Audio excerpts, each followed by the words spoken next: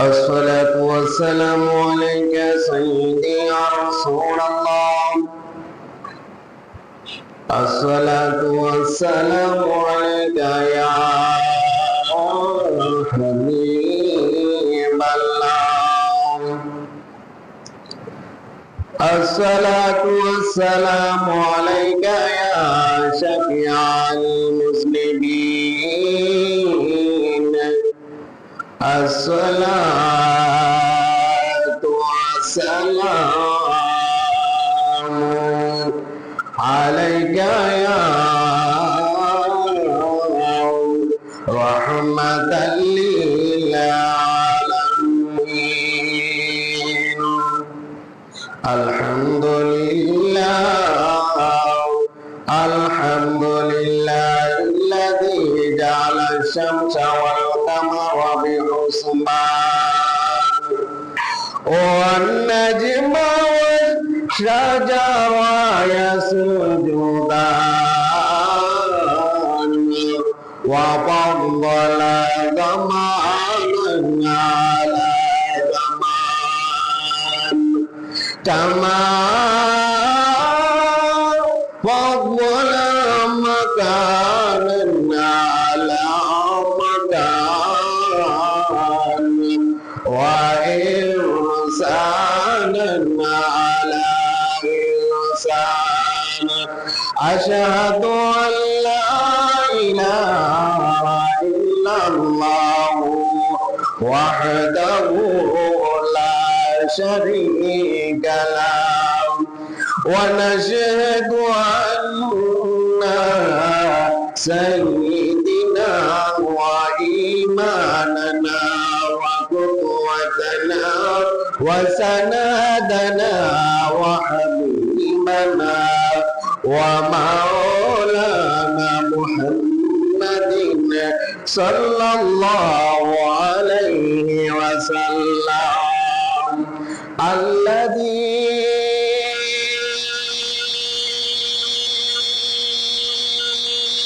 أرسله بالحق بشيرا ونذيرا وداعيا إلى الله بإذنه وسراجا منيرا. সকলে আমার সাথে সাথে পড়না আউযু বিল্লাহি মিনাশ শাইতানির রাজিম। বিসমিল্লাহির রাহমানির রাহিম। মিনা خلقناكم وفيها نعيدكم ومنها نخرجكم تارة أخرى. صدق الله العظيم. قال النبي صلى الله عليه وسلم لا يؤمن أحدكم حتى أكون أحب إليه من والده وولده والناس أجمعين. في شان حبيبه ومحبوبه ومعشوقه مؤمرا وآمرا. إن الله وملائكته يصلون على النبي يا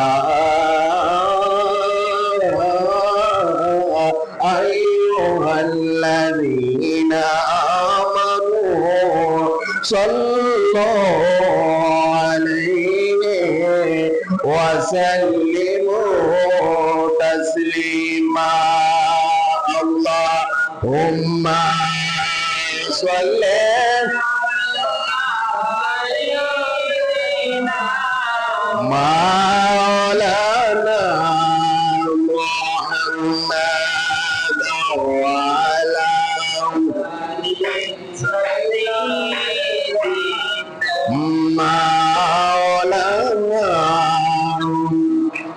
মহব্বতে নবীর প্রেমে মনটা গোলাইয়া নবীর মহব্বতে একটু বরন্দর শুনে আল্লাহুম্মা সাল্লি আলা মাওলানা মুহাম্মদ ওয়া আলা আলি সাইয়্যিদিনা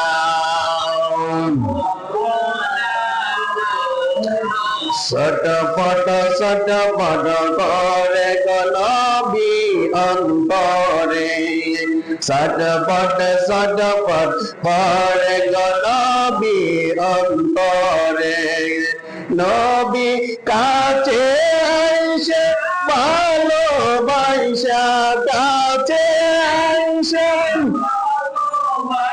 আনাও না বুকে পাগলা রে সটপট করে নবী অন্তরে বলুন সটপট করে লা ইলাহা লা বলো লা ইলাহা লা ইলাহা আনমরদ আগুন সাজাইলো ইব্রাহিমকে পালাইলো নমরদ আগুন সাজাইলো ইব্রাহিমকে পালাইলো তোমার দয়ার নগরে তোমার নগরে ইব্রাহিমকে বাঁচাইলা লা ইলাহা লা বলো লা ইলাহা লা জুড়ে লা ইলাহা আল্লাহ ইলাহা ইল্লাল্লাহ মুহাম্মাদুর রাসূলুল্লাহ সাল্লাল্লাহু আলাইহি ওয়াসাল্লাম সকলে বলে আলহামদুলিল্লাহ অধ্যকার ইমানি নুরানি পবিত্র জুমাবার জুমা দিন আল্লাহ প্রেমিক রসুল প্রেমিক অলি প্রেমিক নওজোয়ান যুবক ভাইয়েরা বিশেষ করে পর্দার আড়ালের মা ও বোনেরা মুরব্বী বাবাজিরা সকলের প্রতি আবারও আমার সালাম আসসালামু আলাইকুম ওয়া রাহমাতুল্লাহি ওয়া বারাকাতুহু ওয়া মাগফিরাত মহান রব্বুল আলামিনের কাছে শুকরিয়া আল্লাহ পাক রব্বুল আলামিন আমাকে আপনাকে বিভিন্ন দায় ঝামেলা থেকে আল্লাহ নিজে হেফাজত করিয়া আল্লাহর হুকুম জুম্মার নামাজ আদায় করার মতো তৌফিক দিয়েছেন সেজন্য মহান রব্বুল আলামিনের কাছে আমরা শুকরিয়া আদায় করি সকলে বলে আলহামদুলিল্লাহ লক্ষ কোটি দুরূদ ও সালাম সেই নবীজির কদম মোবারকে যিনি আমার আপনার সকলের ঈমান আল্লাহ পাক রব্বুল আলামিন আমার দয়াল নবীজিকে মাথা মোবারক থেকে পা মোবারক পর্যন্ত নূর দ্বারা সৃষ্টি করেছে কি দ্বারা নূর দ্বারা এটা আমরা বিশ্বাস আসেনি আমরা বিশ্বাস আছে নূর দ্বারা এই পৃথিবীতে নয় আল্লাহ আগে সৃষ্টি করেছে তারপরে পৃথিবী সৃষ্টি করেছেন জাহান সৃষ্টি করেছে লৌহ কলম ৮০,০০০ আলম জান্নাত জাহান্নাম এরপরে ১৮,০০০ মাখলুকাত তারপরে গীতা ১৮,০০০ মাখলুকাত তারপরে পয়গাম্বর পাঠাইলেন সেই নবীর উম্মত আল্লাহ আমাদেরকে বানাইয়া এই পৃথিবীতে প্রেরণ করেছে সুবহানাল্লাহ বলেন সেজন্য মহান রব্বুল আলামিনের কাছে আমরা আবারও শুকরিয়া আদায় করি সকলে বলে আলহামদুলিল্লাহ আমার বাবাজিরা, বিশেষ করে আজকার জুম্মার দিন অনেক গুরুত্ব একটা দিন, 7টা দিনের মধ্যে একটা শ্রেষ্ঠ দিন। সুবহানাল্লাহ বলে। গণনা কয়টা দিন হয়? 7টা। এই 7টার মধ্যে আল্লাহ আজকের দিনটা হলো আল্লাহ পাক রব্বুল আলামিন এই দিনটাকে শ্রেষ্ঠ দিন হিসাবে ঘোষণা করেছে। আবার এই দিনটাকে আল্লাহ পাক রব্বুল আলামিন গরিবের হজের দিন হিসাবে রাসূলের মাধ্যমে ঘোষণা করে দিয়েছেন। সুবহানাল্লাহ বলেন। কার মাধ্যমে? রাসূলের মাধ্যমে। আল্লাহ বলেন, রাসূল আপনি জানিয়ে দেন আপনার গরিব উম্মতদেরকে, তারা তো মক্কা মদিনা যাইতে পারবে না, তারা তো মক্কা মদিনা যাইতে পারবে না, আমার কাবা শরীফে গিয়ে তাওয়াফ করতে পারবে না। আপনি যখন এই দুনিয়া ছেড়ে চলে যাবেন, আপনার রওজা মোবারক গিয়া জিয়ারত করতে পারবে না। তবে আপনার উম্মতদেরকে বাণীটা জানিয়ে দেন, তারা যদি এই পবিত্র জুম্মার দিনে প্রতি সপ্তাহে একদিন ওই হজের নিয়ত কইরা আপনার গরিব উম্মতরা যখন এই মসজিদে প্রবেশ করবে, মসজিদে প্রবেশ করার সাথে সাথে যেভাবে ধনীরা হজ করলে যতটুক সওয়াব পাবে, আমি আল্লাহ তাদের আমলনামার মধ্যে সেই রকম সওয়াব লিখে দেব। আমরা লাভবান নি? আমরা লাভবান। সুবহানাল্লাহ বলে। তারপরে আল্লাহর কাছে আমরা দোয়া করব, আল্লাহ আমাদেরকে ধনী বানায়া মক্কা মদিনা নিয়ে যাও। ধনী না বানায়া ইচ্ছা করলে আল্লাহ মক্কা মদিনা নিতে পারেন। পারেন কি পারেন না? তোমার কথা কন না কেন? পারেন কি পারেন না? আল্লাহ ইচ্ছা করলে সবই পারেন।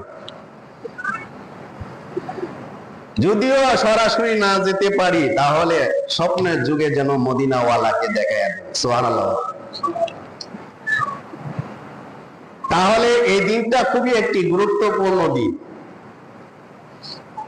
মুহররম, সফর, রবিউল আউয়াল, রবিউল সানি, জমাদিউল আউয়াল, জমাদিউল সানি, রজব, শাবান, রমজান, শাওয়াল, জিলকদ, জিলহজ, শাওয়াল, জিলকদ, জিলহজ। ঠিক আছে কিনা? 12টা।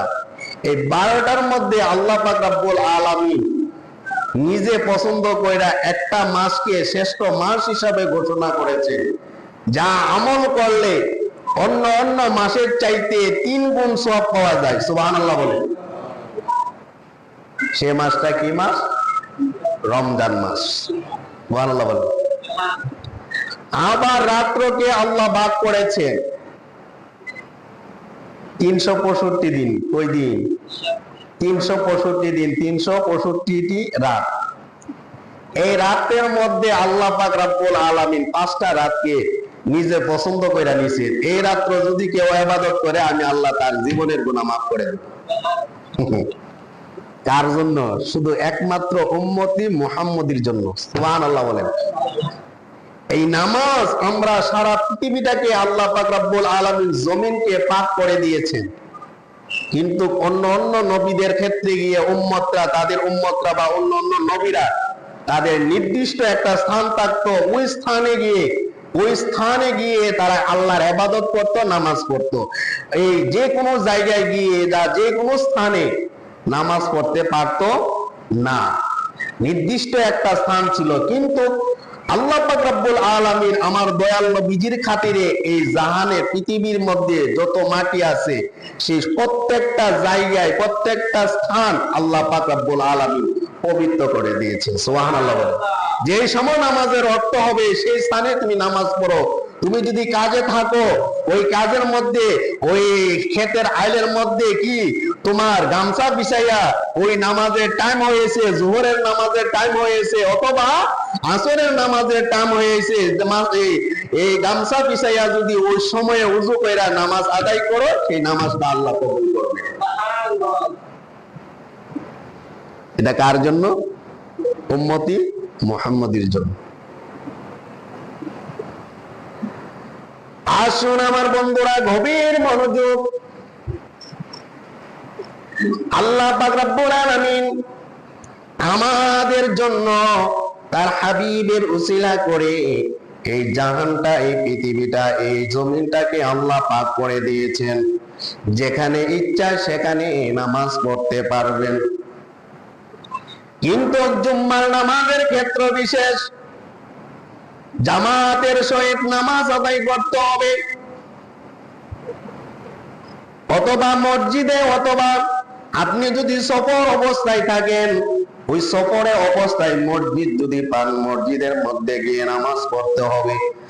আর যদি মসজিদ না পান, তাহলে আপনারা যারা একাত্রিত 10 জন 12 জন আছেন, ওইজন সকলে মিলিয়া একটা স্থানের মধ্যে জুম্মার নামাজের নিয়ত করিয়া একজনকে ইমাম বানাইয়া, যেভাবে আমি ধারাবাহিক আলোচনা করে খুতবা দিই, ওইভাবে খুতবার মাধ্যমে নামাজটা আদায় করে নিতে হবে। এখন আপনি সফরে গেলেন, আপনি একা, এখন কি তা করবেন? মসজিদ নাই, কোনো কিছু নাই, জুম্মার নামাজ আদায় করার মতো আপনার কি নাই, জায়গা নাই, ওই রকম পরিবেশ নাই, বা কেউ নাই, আপনি একা। তখন আপনি কি করবেন? মাসালা বলেন, ওই রকম যদি আপনি স্থান পান, নিরালয়, কোনো মানুষ নাই, কোনো কিছু নাই, আপনি শুধু একা, এইরকম মসজিদ আপনি পাইতেছেন নাই, তাহলে মাসালা বলে আপনি জুম্মার নামাজ পড়তে হবে না, আপনি যোহরের নামাজ আদায় করে নিবেন। আপনি কিসের নামাজ আদায় করে নিবেন? যোহরের নামাজ। আল্লাহ পাক রব্বুল আলামিন জুম্মার নামাজের সওয়াব আপনার আমলনামার মধ্যে দিয়ে দিবেন। বুঝছেন? জুম্মার নামাজ, জুম্মার নামাজে যে সওয়াব পাওয়ার, সেই সওয়াবটা আপনার আমলনামার মধ্যে দিয়ে দেবে। কারণ ইন্নামাল আমালু বিন্নিয়াত, আপনার নিয়ত কি সহি ছিল যে আপনি জুম্মার নামাজ পড়বেন। এখন আপনি সফরে গেলেন, সফরে যাওয়ার পরে আমার যুবক ভাইয়েরা, হয়তো আপনি পানি পাইতেছেন না, আপনি কি পাইতেছেন না? পানি পাইতেছেন না, উযু করার মতো সেই পরিবেশ নাই, কোনো কিছু নাই, আপনি এখন কি করবেন? পানি ছাড়া তো উযু হবে না। না না না, আল্লাহ পাক রব্বুল আলামিন আরেকটা ব্যবস্থা করে দিয়েছেন। ও নবী গো, ও মায়ার নবীজি, আমি তো আপনাকে ভালোবাসি, আপনার উম্মতদেরকে তো আমি বিপদে ফালাইতে পারবো না, আপনার উম্মতের জন্য আরেকটা ঘোষণা দিয়ে দেন, যদি পানি না পায় তারা যেন বালু দ্বারা তায়াম্মুম করিয়া নেয়। দেখছেন কত সুন্দর ফায়সালা দিয়েছেন? তায়াম্মুম করে নেন বালু দ্বারা, বালু দ্বারা তায়াম্মুম করে নেন, আপনার উযু হয়ে যাবে, এই সময় নামাজ পড়ে নেন। আমার নবীর জন্য এত সুন্দর করে মাসালাগুলো আমাদেরকে দিয়েছেন, ফায়সালা করে দিয়েছেন।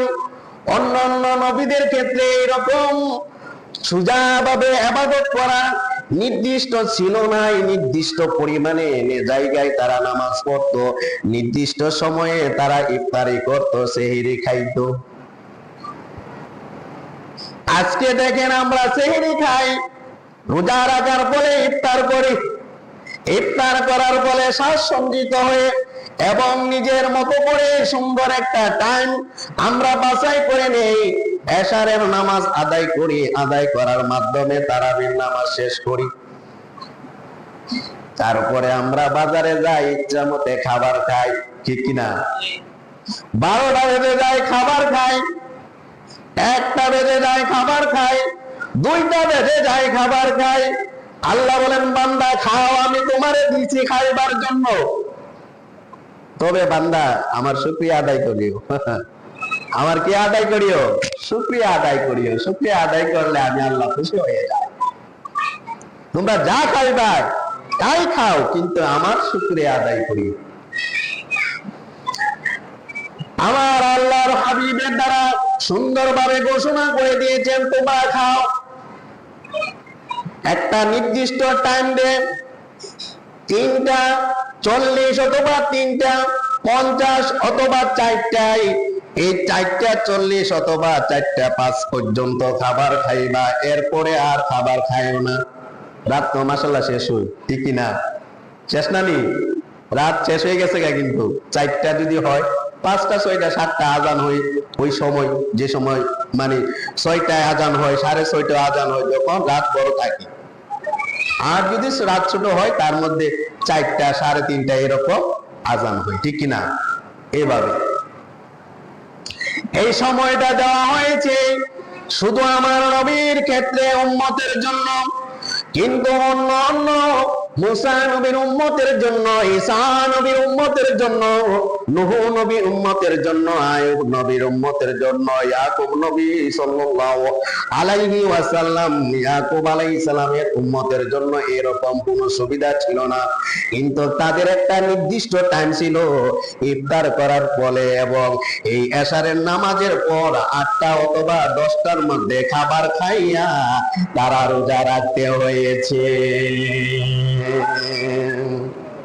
দেখছেন, 10টা বেশি হলে 10টা, 9টা 10টার ভিতরে তাদের খাবার খেয়ে তারপরে রোজা রাখতে হয়েছে। এরপরে যদি না খাও তাহলে রোজার নিয়তে রোজা রেখে দিবা। কতটা সময় ছিল? 10টা, 11টা, 12টা, 1টা, 2টা, 3টা, 4টা, 5টা, 6টা, 7টা, 8টা, 9টা, 10টা, 11টা, 12টা, 1টা, 2টা, 3টা, 4টা, 5টা, অনেক সময়, ঠিক কিনা? অনেক সময় নাই? 24 ঘন্টার মধ্যে হয়তো তারা 3 ঘন্টা খাবার খাইতো বা 4 ঘন্টা, 3 ঘন্টা অথবা 4 ঘন্টা, আর বাকি উপাস থেকে আল্লাহ কি করত? সাধনা করত রোজা রেখে। কিন্তু আমরা দেখা গেল কেউ 13 থেকে 14, 14 থেকে 15 ঘন্টা আমরা উপবাস থাকি, রোজা রাখি। এটা কার জন্য? একমাত্র আমার নবীর জন্য। সুবহানাল্লাহ। তবে সেহরি খাওয়া রাসূলের সুন্নাত, সেহরি না খাইয়া রোজা রাখবেন না, ঠিক আছে? আমার নবীকে একদিন এক সাহাবা জিজ্ঞেস করলেন, ইয়া রাসূলুল্লাহ, নবী গো, ও মায়ার নবীজি, আমরা তো আপনাকে দেখি নাই সেহরি খাইয়া রোজা রাখতে, অনেক সময় দেখেছি আপনি সেহরি না খাইয়াও রোজা রেখেছেন। আমরা যদি সেহরি না খাইয়া রোজা রাখি তাহলে কোনো সমস্যা হবে নি? আমার নবী বলেছেন, এটা হলো আমার সুন্নত, তোমরা আমার সুন্নত আদায় করিও। আমি তো তোমাদের মতো নয়, আমি তো তোমাদের মতো নয়। আল্লাহ পাক রব্বুল আলামিন আমাকে বেহেশত থেকে খাবার খাওয়ান। চিৎকার করে বলুন সুবহানাল্লাহ। কোথায় থেকে খাবার খাওয়া? জান্নাত থেকে খাবার খাওয়া। আমার মতো তোমরা নিজেকে তুলনা করিও না। আর আমরা বর্তমান আমাদের নবীকে তাদের সাথে তুলনা করি, আমরার সাথে, ঠিক কিনা? আমার নবীকে কার সাথে তুলনা করি? আমরার সাথে তুলনা করি না, একদল আলেম, কিন্তু আমরা তুলনা করি না, তারা করে। আমরা মুখ দায়িত্ব না, নবী নবীর মতো। সুবহানাল্লাহ। এই পৃথিবীতে যা কিছু সহজ করেছেন একমাত্র উম্মতি মুহাম্মদের জন্য। আর কোন নবীর ক্ষেত্রে এইরকম সুবিধা ছিল না, এইরকম ভাবে আমাদের মতো সুবিধা মতো তারা নামাজ পড়তে পারে নাই। ও বন্ধুরা, তার মধ্যে আমাদের আয়েশা পড়ে আমাদের ভালো লাগে না 5 ওয়াক্ত নামাজ পড়তে, রোজা রাখতে ভালো লাগে না, যাকাত দিতে আমরা মনে চাই না। যাকাতের মালিক হয়েছি আমরা, মনে করি আমাদের সম্পদ থেকে যদি যাকাত দেই, সম্পদ থেকে যদি আমাদের সম্পদ গরিবদেরকে বিলিয়ে দেই, অল্প পরিমাণ যতটুকু পরিমাণ আসে আমরা মনে করি আমরা গরিব হয়ে যাই। না না না, ও বন্ধুরা, আমার আল্লাহ পাক রব্বুল আলামিন আমার নবীর মাধ্যমে জানিয়ে দিয়েছেন, যারা যাকাত দিবে তাদের মালগুলা পবিত্র হবে। সুবহানাল্লাহ, সুবহানাল্লাহ।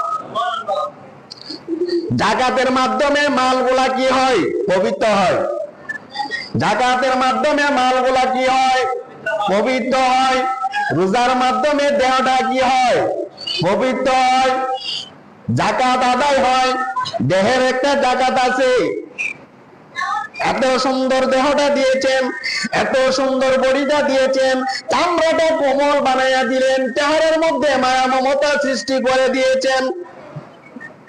এই বাবা, এরা একটা সাপার দাঁত ব্যথা করুক, দেখবেন আপনি সহ্য করতে পারেননি। সাপার একটা দাঁত আছে, ওই দাঁতরা বা একটা দাঁত ব্যথা করুক, দেখবেন আপনি সহ্য করতে পারেননি। কানের মধ্যে একটা ময়লা ঢুকছে, ওই ময়লা একটা গুতা লাগছে, কানের ব্যথা আপনি সহ্য করতে পারেননি। হাত কেটে গেছে, হাতের ব্যথাটা হয়তো সামান্য সহ্য করতে পারবেন, মাথার ব্যথা উঠছে, মাথার ব্যথা আপনি সহ্য করতে পারবেন না, নাকের ব্যথা উঠছে, সহ্য করা খুবই কষ্ট, চিৎকার আরম্ভ করে দিই। অনেক দেখেছি আমরা, কানের ব্যথা, চোখের ব্যথা, দাঁতের ব্যথা, কান্না শুরু করে দেয়, হাত কেটে ফেলে, তারপরে এত কান্দে না, ডেন্টিস্ট করে দেয়, কিন্তু দাঁতের ব্যথা এসে কান্না শুরু করে দেয়। দেখছেন আমার যুবক ভাইরা, তাহলে এত সুন্দর করে আমাদের চেহারাটা বানাই দিলেন। কোটি কোটি মানুষ আছে, একটা মানুষের সাথে চেহারা মিলে নাই, ঠিক না? একজন মানুষ বলতে পারবে না এর চেহারাটা হুবহু তার চেহারার মতো। কেমন আল্লাহ, কেমন ভাবে আমাদেরকে বানাইছেন, সুবহানাল্লাহ বলেন।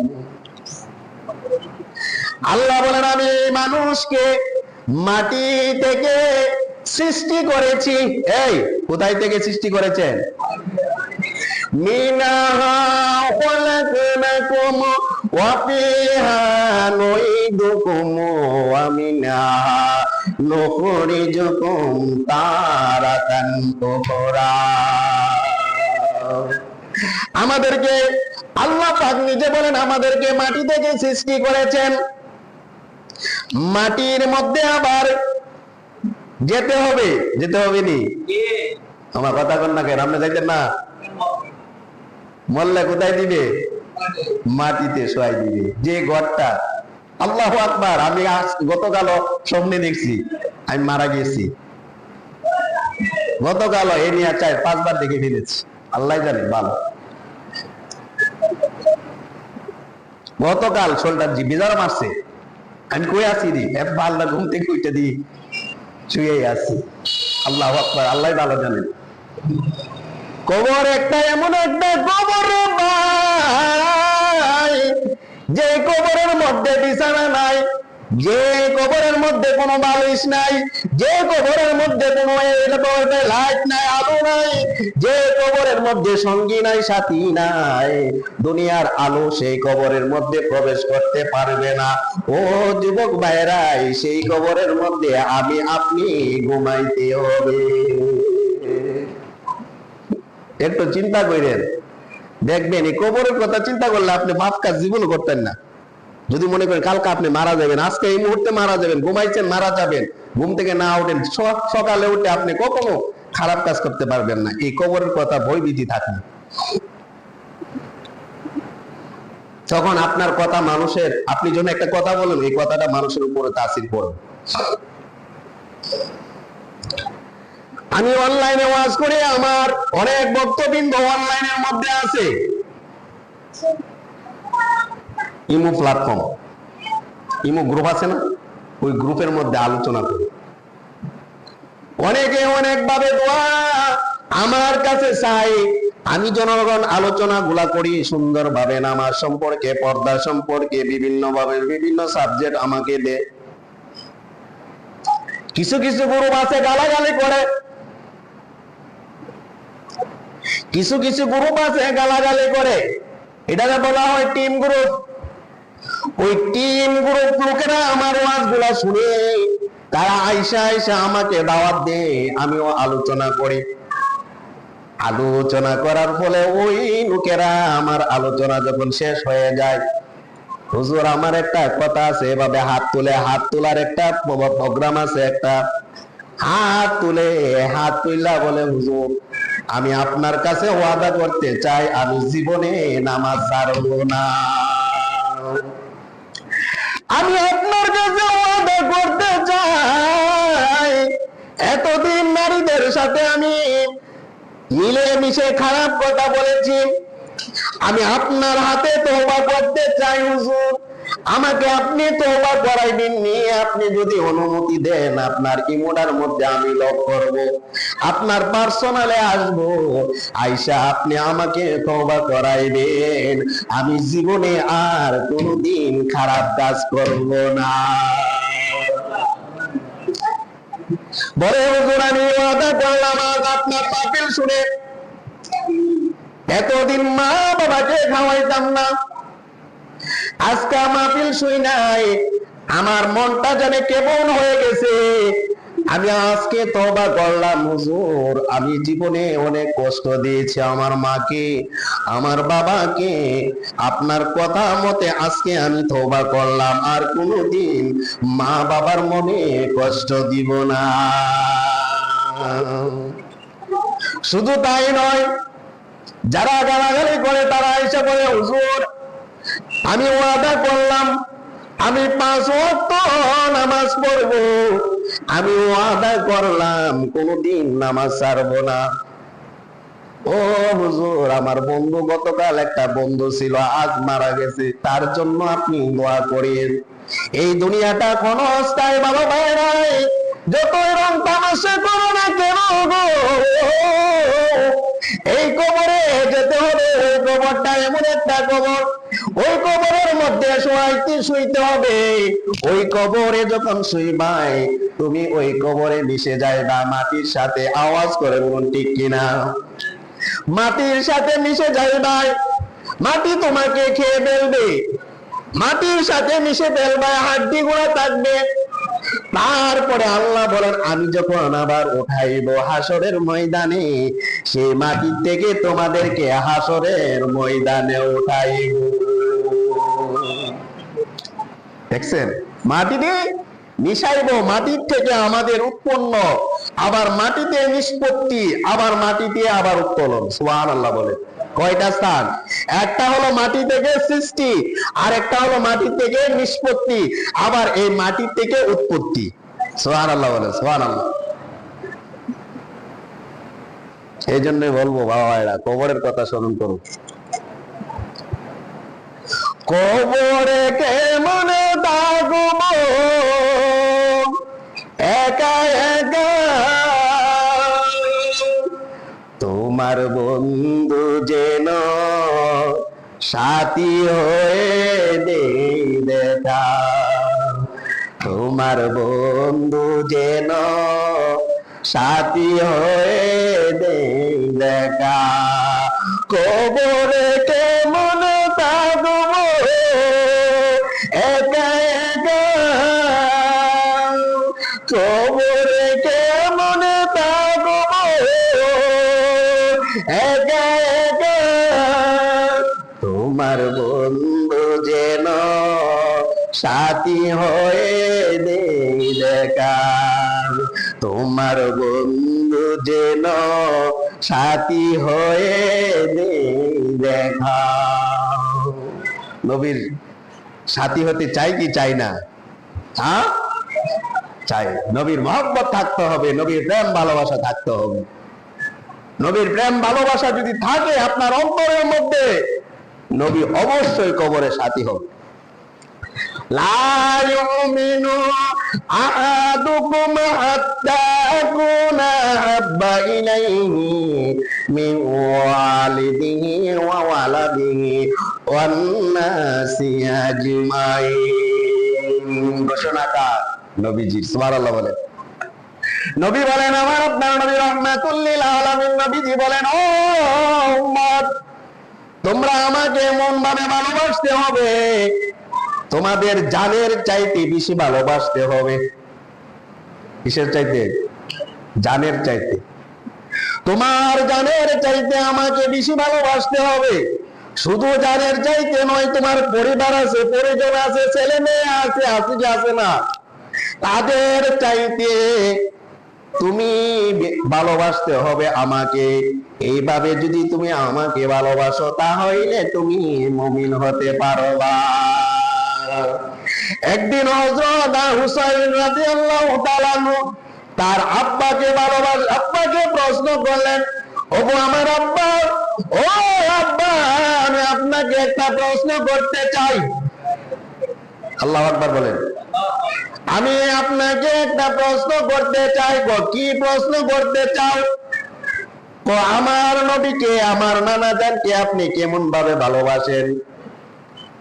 কিভাবে, কি রকম ভালোবাসেন আমার নানাকে? তোমাকে নানার আমি ভালোবাসি আমার জানের চাইতে, আর ও তোমাদের চাইতে তার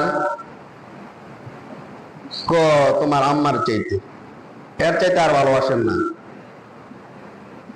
ডাক দিয়ে বলেন হযরত আলী রাদিয়াল্লাহু তাআলা হুসাইন, তোমার নানাকে কেমন ভাবে ভালোবাসি জানো নি রে হুসাইন? মুহূর্তের মধ্যে তোমার নানা জানের জন্য, আমার নবীর জন্য যদি তোমার কোরবানি দিতে হয়, তোমার মাকে যদি কোরবানি দিতে হয়, তোমার হাসানকে যদি কোরবানি দিতে হয়, আমি নিজেও যদি কোরবানি হতে চাই, মুহূর্তের মধ্যে সবাইকে কোরবানি দিয়ে আমি আলী নিজেও কোরবানি হয়ে যাব। এইভাবে আমি তোমার নানাকে ভালোবাসি, জানের চাইতে ভালোবাসি, তোমার নানা ছাড়া আমি কিছু বুঝি না। দেখছেন ছোট্ট ছেলে হুসাইন ওই সময় বাবার মনের মধ্যে কি আবেগ সৃষ্টি করে দিয়েছেন, কি আবেগ সৃষ্টি করে দিয়েছেন। ও হুসাইন, তোমাকে যদি কোরবানি দিতে হয় এই মুহূর্তে তোমার নানা জানের জন্য আমি আলী কোরবানি দিয়ে দেব, দ্বিধাবোধ করব না একটু। আর আমরা নবীকে কেমন ভালোবাসি, এখন তাদের কবরে নবী আসবে না, আমরার কবরে নবী আসবে। তারা সার্টিফিকেট প্রাপ্ত, জান্নাতি সার্টিফিকেট প্রাপ্ত সাহাবী। দুনিয়া থাকাকালীন 10 জন সাহাবীকে আল্লাহ রসুল আল্লাহর পক্ষ থেকে সার্টিফিকেট দিয়ে দিয়েছিলেন, তার মধ্যে হযরত আলী কারামুল্লাহ ওয়াজহু, সুবহানাল্লাহ বলে। আর আমরা যদি জান্নাতের সার্টিফিকেট পাইয়া লাইতাম, বাবারে কি মুস করতাম, ঠিক কিনা? এরে মানতাম না, এরে তুই কাফের, এরে কাফের, ওই কাফের, তুমি কাফের, আমি জান্নাতি। আমরা নিজের এমনি সার্টিফিকেট পাই কি না পাই এটাও সন্দেহ আছে। দেখেন এমনি গালাগালি করে সাপ মেরে লাই মুসলমানদের, এ কাফের, হেউ কাফের। আর কাফের তো কইতে একটা চিন্তা ভাবনা কইরা বলতে হবে, হয়তো তার কথা স্লিপ হয়ে গেছে বা বুঝে না, তারে বুঝা তারে আনাইতে হবে। এই জন্য আমার যুবক ভাইরা, মুমিন ব্যক্তির একটা লক্ষণ হলো সব সময় আল্লাহর কাছে তওবা করা। এই কি করা? তওবা করা। এই বাবা ভাইরা মরে যাবেন, খেয়াল রাখবেন এখনই সময় আল্লাহর কাছে তওবা করা। আমার নবী, আপনার নবী রাহমাতুল লিল আলামিন নবীজি বলেন, আমি প্রতিদিন 100 বার তওবা করেছি আল্লাহর কাছে। ও আমার উম্মতেরা, তোমরা বেশি বেশি করে আল্লাহর কাছে তওবা করো। তওবাকারীকে আল্লাহ বেশি পছন্দ করেন, সুবহানাল্লাহ বলে। তওবাকারীকে আল্লাহ বেশি পছন্দ করে। আমরা কয়বার তওবা করি? আমার নবী 100 বার প্রতিদিন করতেন। আমার নবী যে তওবা করতেন, ইস্তেগফার পড়তেন, এই যে ইস্তেগফার 100 বার পড়তেন, দরকার আছে মূলত এটা নয়, নবীজি শিক্ষা দেওয়ার জন্য নবীজি পড়তেন। ও উম্মত, আমিও পড়ি তোমরাও পড়ো, ঠিক কিনা? আমিও পড়ি তোমরাও পড়ো। ভালো মানুষ যারা দেখবেন, কর্মমুখ যারা, যারা কর্ম পছন্দ করে, তারা আগে নিজে কর্ম করে, তারপরে বলে আমি যখন কর্ম করি তোমরাও কর্ম করো। এই যে শায়েস্তাগঞ্জ ইসলামী একাডেমি এন্ড হাই স্কুলের হেডমাস্টার, আমি যে সময় চাকরি করতাম দেখতাম নিজে আগে কাজ করতো। ওই যে ঝুড়ির মধ্যে ময়লা টেলা ফালায় না, তৈরা আছে, নিজে তুইলা নিজে রাখছে। উনি একজন হেডমাস্টার। এর অর্থ কি এটা না ওনার সম্মান গেছে না, বরং উনি আমাদেরকে শিক্ষা দিচ্ছে আমিও করি তোমরাও করো, তফাৎ নাই। এটার জন্য ওনার ইজ্জত সম্মান কমে যায় নাই, বরং ইজ্জত সম্মান আল্লাহ বাড়িয়ে দেন। আমরা তো মনে করি টাই একটা লাগাই দিলে আমরা কেন এই কাজটা করব? রাস্তার মধ্যে কাটা পড়ে আছে, তুমি কাটাটা সরাইতে পারো না, আমি কেন পারবো? আমি তো এই এলাকার চেয়ারম্যান, আমি এই এলাকার মন্ত্রী, আমি এই এলাকার একজন প্রভাবশালী, তুমি আমাকে ছাতা ধরো, তুমি আমাকে ছাতা ধরো। আমি ছাতা রৌদ্র সহ্য করতে পারি না। এই ময়লা কেন, ময়লাগুলা সাফ করতে পারো না? এই রাস্তার মধ্যে ইট কেন, ইটটা কিন্তু সে ইচ্ছা করলে ধরতে পারে, ইট ধরবো কেন আমি? অহংকার, এই অহংকারকারীকে আল্লাহ কখনো পছন্দ করেন না, ঠিক কিনা? অহংকারকারীকে আল্লাহ পছন্দ করেন? কখনো পছন্দ করেন। তাহলে বুঝতে হবে আমার নবী, আপনার নবী রাহমাতুল লিল আলামিন নিজে আগে কাজ করতেন, উম্মতদেরকে কাজ করার জন্য আগ্রহ করতেন, নবীজি নামাজ পড়তেন। নবীজির জন্য নামাজ তেমন আমার আপনার জন্য যেভাবে ফরজ, নবীজি পড়লে পড়তে পারতেন, না পড়লে কোনো অসুবিধা নাই। তারপরে নবীজি আগে শিখছেন, তারপরে উম্মতদেরকে শিখাইছেন। আগে নিজে শিক্ষা এই পৃথিবীতে এসেছেন, নিজে কর্ম করছেন, তারপরে তার উম্মতদেরকে কর্ম করার জন্য আদেশ দিয়েছেন। আমি তওবা করে, তোমরাও তওবা করো। আমি তওবা করে আস্তাগফিরুল্লাহ রাব্বি মিন কুল্লি যামবি ওয়া আতুবু ইলাইহি লা হাওলা ওয়ালা কুওয়াতা ইল্লা বিল্লাহি আলিয়্যিল আযীম। আমার নবী এভাবে 100 বার প্রতিদিন তওবা করতেন আল্লাহর কাছে।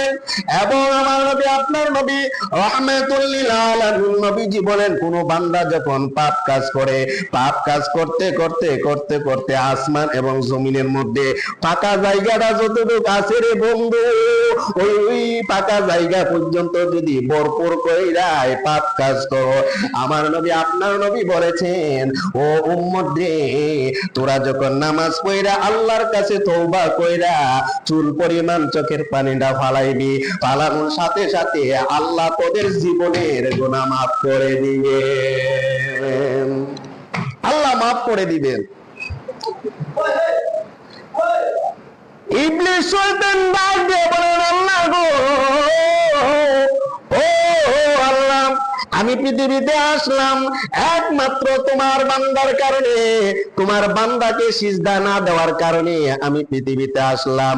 আমিও বললাম তোমার প্রিয় বান্দা যারা আছে তাদেরকে ভালো কাজ করতে দিব না, মরণের আগ পর্যন্ত আমি তাদের পিছনে আছি খারাপ কাজ করানোর জন্য, ভালো কাজ করতে দেব না। আল্লাহ ডাক দিয়া বললেন, ও ইবলিস, ইবলিস রে, তুই আমার বান্দাদেরকে খারাপ কাজ করানোর জন্য মরণের আগ পর্যন্ত তুই থাকবি।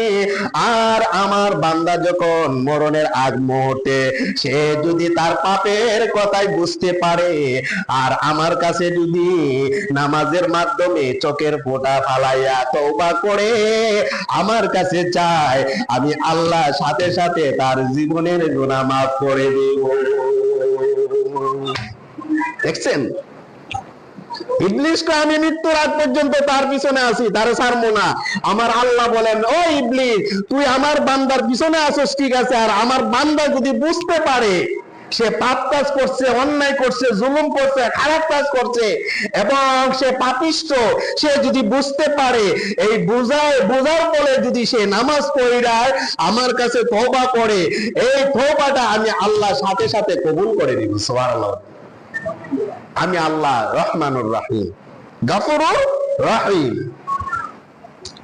আমি ক্ষমাশীল, আমি রহমান রহিম, দয়াবান আমি আল্লাহ, যা চাইবা আমি তা আল্লাহ তাই দিব। বুঝতে পারেছেন? নাইলে এই মুমিন ব্যক্তির লক্ষণ হলো কবরে যাওয়ার আগে আল্লাহর কাছে বেশি বেশি রাত্রের বেলা কেঁদে কেঁদে চোখের পানি ফালানো। সুবহানাল্লাহ বলেন, তওবা করা।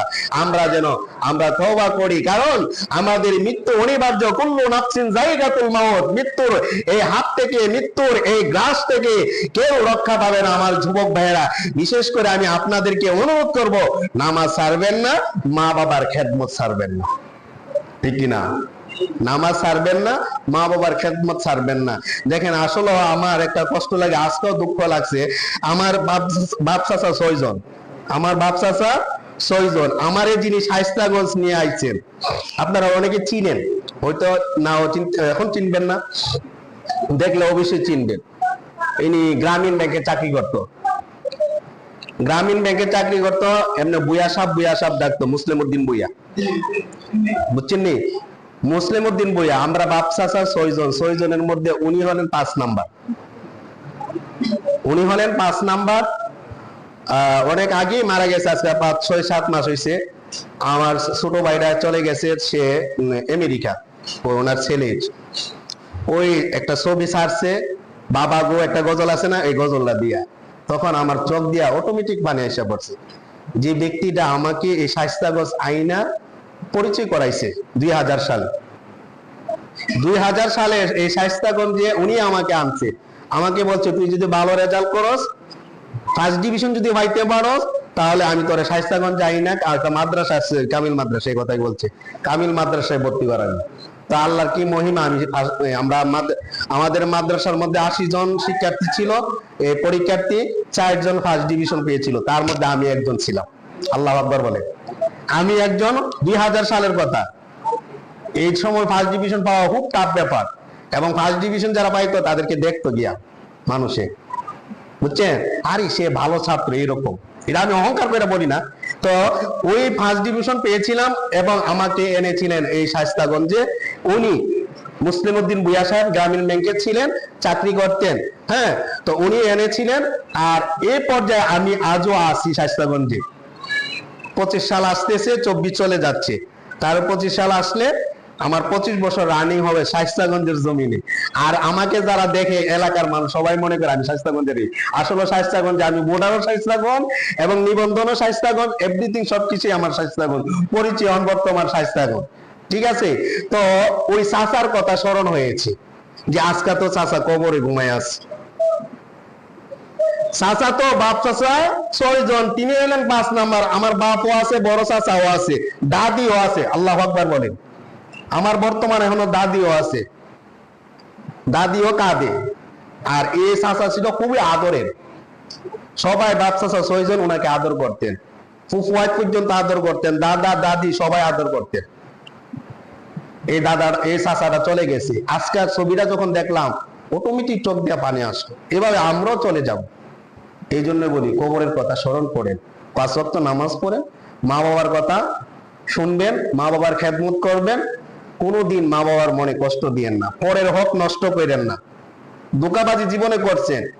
আমার যুবক ভাইয়ের আল্লাহ রসুল বলেছেন, তুমি যদি যুদ্ধের ময়দানে যুদ্ধ করে শহীদ হয়ে যাও, আল্লাহ পাক রব্বুল আলামিন তোমার এই শহীদের মর্যাদা দিবেন।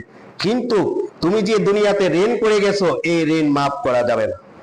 আল্লাহু আকবার বলে, এই ঋণ আল্লাহ কখনো মাফ করবে না। এই ঋণ গিয়া তুমি জান্নাতে যেতে হবে। কোথায়? হাসরের ময়দানে।